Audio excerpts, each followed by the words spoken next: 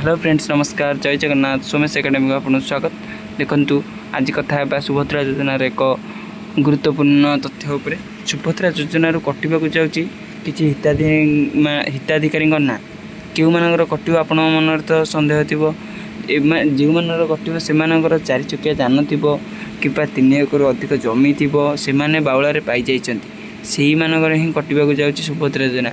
एवं सुभद्रा योजना जो टंका 3 थर आज की मिलला 3 थर टंका जो मैंने अर्थ को विनियोग करुवे आपको मिली आप घर नहीं आप रखीदे आप आकाउंट आप रहीगला कि विनियोग कले सरकार कौन आकाउंट चेक कला तुम आकाउंट रे पैसा अच्छी सरकार योजना किसी कार्यकारी है कि दयाक सुभद्रा मिलूा टंका को विनियोग करूँ और सुभद्रा निज ना टी बजाय रखु।